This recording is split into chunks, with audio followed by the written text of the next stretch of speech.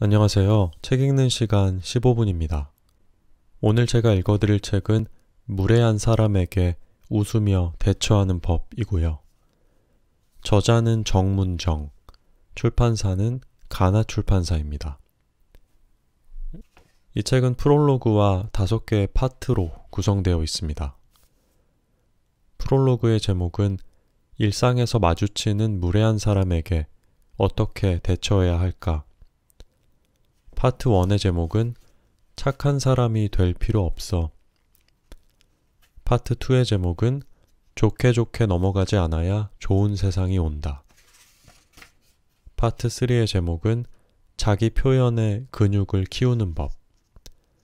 파트 4의 제목은 부정적인 말에 압도당하지 않는 습관. 파트 5의 제목은 무례한 사람에게 웃으며 대처하는 법입니다. 그럼 프롤로그부터 읽어드리도록 하겠습니다. 프롤로그. 일상에서 마주치는 무례한 사람에게 어떻게 대처해야 할까? 한 예능 프로그램을 보다가 놀라운 장면을 목격했다. 흔한 토크쇼 형식으로 여러 출연자가 서로 이런저런 얘기를 나누는 프로그램이었는데 한 남자 연예인이 코미디언 김숙에게 이렇게 말했다. 얼굴이 남자같이 생겼어. 그는 평소에도 속물적이거나 무례한 질문을 막 던짐으로써 출연자들을 당황케 하는 게 특기였다. 이럴 때 보통은 그냥 웃고 넘기거나 자신의 외모를 더 희화화하며 맞장구 치는데 김숙은 그러지 않았다. 말한 사람을 지그시 쳐다본 뒤 상처 주네? 하고 짧게 한마디 했다. 감정이 느껴지지 않는 건조한 말투였다. 그러자 상대가 농담이라며 사과했고 김숙도 미소 지으며 곧바로 괜찮아요 하고 사과를 받아들이면서 자연스럽게 화제가 전환되었다. 이 장면을 보고 나는 많은 생각을 했다. 여자들은 일상에서 얼굴 평가, 몸매 평가에 적나라하게 노출된다. 더욱이 예능 프로그램에서는 여성의 대립구도를 자주 활용한다. 외모가 아름다워서 칭찬받는 여성, 그리고 그와 비교되는 외모로 남성들에게 놀림받는 여성의 구도다. 여성들은 몸매가 항아리라거나 가슴이 작다거나 못생겼다는 등의 놀림을 받으면 한술 더 뜨면서 함께 웃고 난다. 혹시라도 기분 나쁜 티를 내면 농담일 뿐인데 왜 이렇게 예민하냐며 프로 불편러 취급을 받기 십상이라 대부분 그저 참는 쪽을 택한다. 그렇게 참고 참다 어느 순간 불만을 털어놓으면 상대는 이렇게 말할 것이다. 그걸 내가 싫어하는 줄 몰랐는데? 진작 말하지 그랬어. 특히 나이 어린 여성일수록 권위적이고 남성 중심적인 우리 문화에서 자기 표현을 어떻게 해야 할지 몰라 당황하고 상처받는 것을 많이 보았다. 그들은 일상생활에서 느끼는 불편함을 그대로 드러냈다가는 이해받지 못할 것 같아 두렵고 군대식 문화에 익숙한 남성에 비해 조직 생활에 맞지 않는다거나 사회성이 떨어진다 같은 평가를 받게 될까봐 속마음을 숨긴다. 그리고는 계속해서 곱씹는 것이다. 곱씹다 보면 결론은 늘 나의 문제로 수렴한다. 내가 오해 살 만한 행동을 했을 거야. 그 사람은 그럴 의도가 아니었는데 내가 너무 예민하게 구는 거 아닐까 하는 식이다. 그러다 보면 그 사람이 나에게 상처를 주었다는 사실은 사라지고 그 자리에 지나치게 예민한 나만 남는다. 그렇다고 강하게 불쾌함을 표현하면 감정적인 사람이라는 평가를 얻기 쉽다. 어떻게 그런 식으로 말할 수 있죠? 저 지금 너무 불쾌하네요. 같은 표현은 명확하긴 하지만 웬만한 강심장이 아니고서야 시도하기 어렵다. 한국 정서상 연장자나 상사에게는 그런 표현을 더더욱 하기 힘들다. 어릴 때 나는 감정 표현의 적절한 농도를 몰라 관계에서 자주 실패했다. 그런 건 아무도 가르쳐 주지 않았다. 논쟁 끝에 상대를 비난하는 말하기의 길로 빠지거나 분에 못 이겨 화를 내며 엉엉 울어버리는 경우가 대부분이었다. 참고 참다 그냥 관계 자체를 끊어버리기도 했다. 그래서 항상 궁금했다. 무례한 사람을 만날 때 어떻게 하면 단호하면서도 센스 있게 의사표현을 할 수 있을까? 김숙의 상처 주네? 라는 말이 오래 기억에 남았던 건 그래서였다. 간결하면서도 단호한 사실 그 자체인 이 말은 상대를 구석으로 몰지 않고서도 자신이 말하고자 하는 바를 성공적으로 전달했다. 상대는 곧바로 사과했지만 상처 준 사람이 되었고 김숙은 깔끔히 사과받고 넘김으로써 쿨한 사람이 되었다. 여기서 끝이 아니다. 김숙에게 사과한 상대는 그동안 전혀 제지받지 못한 행동에 한번 제동이 걸림으로써 이 행동이 문제가 될 수도 있다고 자각하는 기회를 얻었다. 그건 사실 그의 인생에서도 다행인 일이다. 사람은 누구나 실수를 할 수 있지만 그것이 잘못인 줄 모르면 반복하기 마련이다.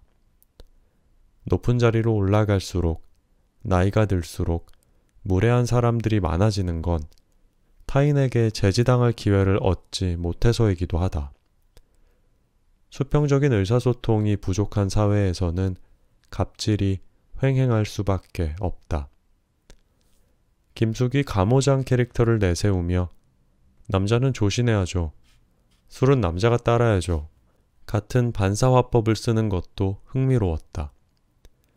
그가 TVN의 SNL 코리아에서 한 대사도 같은 맥락이었다. 상사가 왜 이렇게 예민해? 생리 중이야? 라고 하자 그럼 부장님은 왜 이렇게 기분이 좋으세요? 오늘 몽정하셨어요? 하고 맞받아쳤다. 김숙은 기존 속담을 패러디해 남자 목소리가 담장을 넘으면 패가 망신한다 같은 명언을 남기기도 했다. 이런 비틀기를 통해 사람들은 웃으면서 알게 되는 것이다. 그간 별 생각 없이 듣고 써온 말이 얼마나 편견에 찌들고 폭력적인 것이었는가를. 김숙뿐 아니라 방송인 이효리에게서도 매력적인 화법을 보았다. 이효리가 한 예능에 출연했을 때 진행자가 핑클로 활동하던 당시의 춤과 노래를 보여달라고 했다. 사전 조율이 없었던 것 같았고 상당히 집요한 요구였다. 이효리는 그런 그에게 옛날 스타일의 진행을 아직도 하시네요 라며 웃은 후 요즘 사람들은 핑클 노래 잘 몰라요 하고 덧붙여 자연스럽게 그 요구를 비껴갔다. 진행자가 시대에 뒤처진 사람이라 그렇다고 다른 출연자들도 호응해줬고 이효리는 이 틈을 타 여유롭게 화제를 돌렸다. 유머러스하면서도 노련미가 보이는 대응이었다. 이와 상황은 비슷하지만 대처 방식이 다른 예도 있다. 한 유명 걸그룹은 예능에 출연해 애교를 보여달라는 남성 진행자들의 요구를 받았다. 그러자 멤버들은 애교를 보여주기 싫다며 눈물을 터뜨렸다. 아마 오랫동안 그런 요구에 시달렸으리라. 멤버들이 갑자기 울자 방송 분위기는 얼어붙었고 해당 걸그룹은 프로답지 못하다는 비판을 받으며 오해를 샀다. 그들이 받았을 스트레스가 이해되면서도 조금 더 노련하게 대응했다면 좋았을 거라는 아쉬움이 남았다. 그 모습에서 예전의 나를 보는 것 같아 더욱 마음이 쓰였다. 우리는 일상에서 무례한 사람을 많이 만난다. 사람마다 관계마다 심리적 거리가 다르다는 점을 무시하고 갑자기 선을 훅 넘는 사람들이 있다. 그런 이들에게 감정의 동요 없이 금 밟으셨어요 라고 알려줄 방법은 없을까? 당연히 있다. 이 책에서 내가 알려주고자 하는 게 바로 그것이다. 다만 그 방법을 실제로 사용하려면 연습이 좀 필요하다. 나는 20대를 거치면서 나에게 상처 주는 사람을 참기만 하면 스스로 무기력해진다는 걸 알았다. 나 자신으로 살고 싶었고 내면의 목소리를 듣는 걸 방해하는 외부 소음에는 여유롭게 음소거 버튼을 누르고 싶었다. 매일 조금씩 운동을 해서 몸을 가꾸듯 자기 표현의 근육을 키우는 데에도 시간과 노력이 필요했다. 하지만 지치지 않고 연습을 계속했고 그 결과로 이제 나는 매일 밤 누군가가 준 상처를 곱씹고 자책하는 일을 그만두게 되었다. 화내거나 울지 않고도 나의 입장을 관철하는 방법이 있다. 이 책에는 내가 시도한 훈련법 중 가장 효과적이었던 방법과 그 과정에서 깨달은 것들을 담았다. 무례한 사람을 만나도 기죽지 말자. 웃으면서 우아하게 경고할 수 있는 방법이 많이 있으니까. 이 책이 무례한 사람들 사이에서 자기를 찾고 싶은 이들에게 실질적인 도움이 되길 바란다. 파트 1. 착한 사람이 될 필요 없어. 첫 번째 이야기. 갑질은 계속된다. 멈추라고 하지 않으면. 갑질의 신세계를 봤다. 김무성 의원이 선보인 노룩 패스 이야기다. 그가 공항 입국장에서 수행원에게 캐리어를 밀어보낸 영상은 엄청난 화제가 됐다. 그를 맞이하는 수행원이 고개 숙여 인사했지만 김 의원은 눈길 한번 주지 않았고 그쪽으로 가방만 굴려보냈다. 수많은 카메라가 지켜보는데도 이미지 관리 차원에서 약간의 연기조차 할 필요를 못 느꼈을 정도로 그에겐 당연한 일이었다. 실제로 그는 이후 논란을 해명하라는 요청을 받자 그게 왜 문제가 되냐? 바쁜 시간에 쓸데없는 일 가지고 라고 응수했다. 영상이 검색어 상위에 오르며 논란이 됐던 건 아마 숙였던 고개를 들자마자 황급히 가방을 잡아내던 수행원의 모습에서 우리가 이미 알고 있는 그 맛, 모멸감의 맛이 느껴졌기 때문일 것이다. 국어사전에서 설명하는 모멸감의 뜻은 업신여김과 깔봄을 당하여 느끼는 수치스러운 느낌이다. 김찬호 교수의 책 모멸감을 보면 자신의 결핍과 공허를 채우기 위해 한국인이 가장 많이 취하는 방법 중 하나가 다른 사람을 모멸하는 것이라고 한다. 위계를 만들어 누군가를 무시함으로써 자신의 존재감을 확인하는 것이다. 나 또한 김무성 의원의 캐리어 영상을 반복해서 봤다.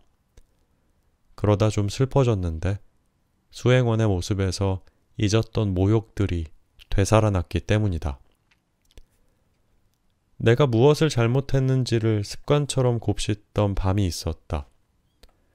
터벅터벅 집에 돌아와 신발을 벗어도 밖에서 묻혀온 부정적인 말들은 털리지 않고 방까지 따라 들어왔다.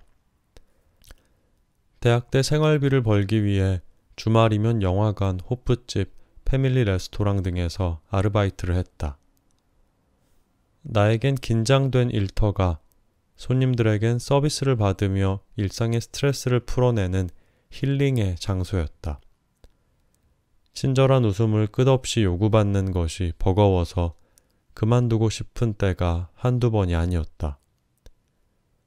출근할 때면 걸리적거리는 자존감을 작게 접어서 집에 두고 나서곤 했는데 너무 자주 숨겨두다 보니 정작 필요할 때조차 꺼낼 생각을 하지 못했던 것 같다.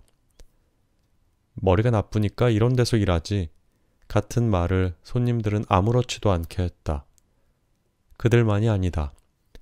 그런 이상한 말은 도처에 있었는데 대학 때 사귀던 연상의 남자친구는 넌 여자가 기가 너무 세서 문제야 라고 말했다. 강의 중 여자들은 이기적이라 기업이 싫어한다 라고 한 교수도 있었다. 덩치 큰 여자 후배가 치마를 입고 온 날 남자 선배가 낄낄대며 말했다. 이야, 너 용기 있다.